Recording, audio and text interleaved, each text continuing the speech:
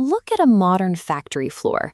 Dozens of robotic arms, conveyors, and sensors are moving at the exact same time, performing completely different tasks. If it looks like chaos, think of it less like a factory and more like a busy commercial kitchen during a dinner rush. In a kitchen, things stay organized because of one rule. The head chef calls the shots, and the individual prep stations only speak when they are spoken to. The grill cook doesn't talk to the pastry chef. Every piece of information flows directly through the person in charge. This exact same system is what runs the factory floor. It's a standardized set of rules for machine communication called Modbus. In Modbus terminology, the chef is the master, and the machines on the floor are the slaves. Mastering Modbus is really just understanding how this industrial head chef gives orders and gets updates from the workers. So, what specific information is the chef actually asking these machines to provide? The first type of data is the coil. It's the simplest possible question, a binary choice that only has two answers, yes or no, on or off.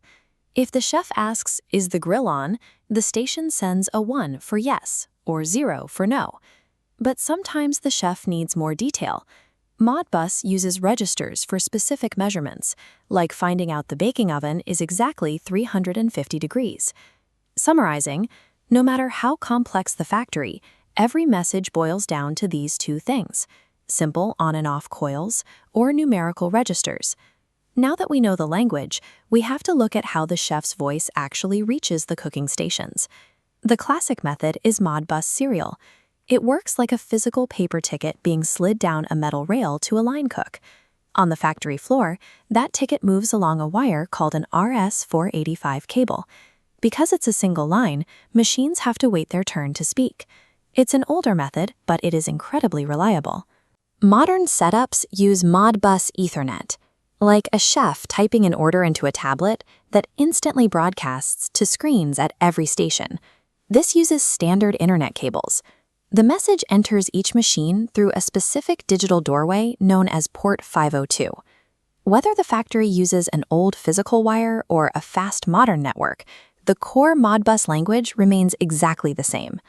When you work in automation, you step into the role of the chef by setting up a Modbus master on your laptop, using simple software or a few lines of code. It's a 3-step process. First, you choose the connection. Are you speaking over a physical serial wire or the Ethernet network? Second, you target the worker. You input the unique ID number or IP address of the specific sensor you want to talk to. Finally, you ask the question. You use a function code to tell the software whether it's looking for an on and off coil or a numerical register. When you hit read on your laptop, the exact temperature of a machine from across the factory jumps right onto your screen. Modbus isn't a mystery. It's a straightforward system of a boss asking workers for updates, making industrial automation accessible to anyone with a little curiosity.